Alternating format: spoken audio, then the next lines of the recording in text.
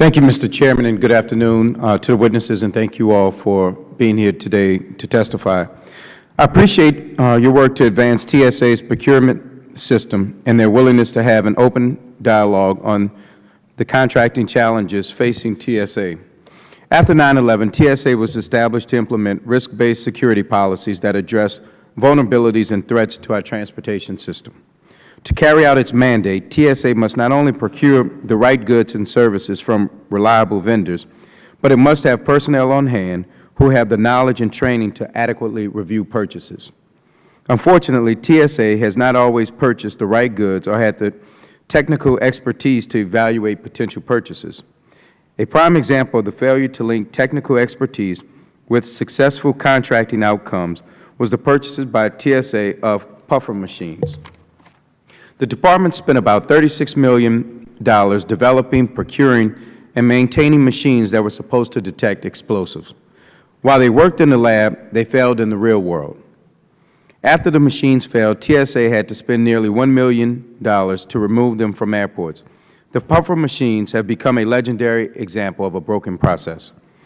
Since the puffer machines incident, Congress required TSA to change its procurement system.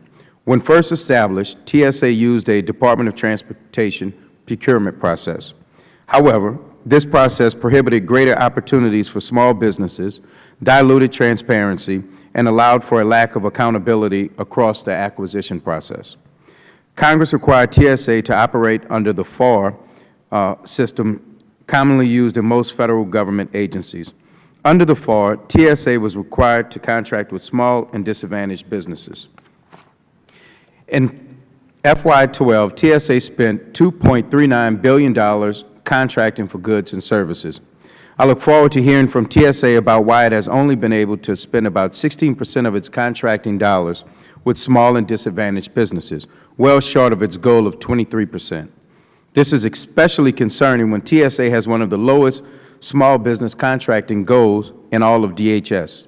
Today, we also need to evaluate the progress TSA has made in training its acquisition workforce to make procurement more efficient. On a final point, I look forward to hearing from the Inspector General about the work he has done on the improvements made and the challenges that remain in the TSA acquisition process. Again, I want to thank all of the witnesses who are here today, and I look forward to hearing your testimony. Mr. Chairman, thank you, and I yield back.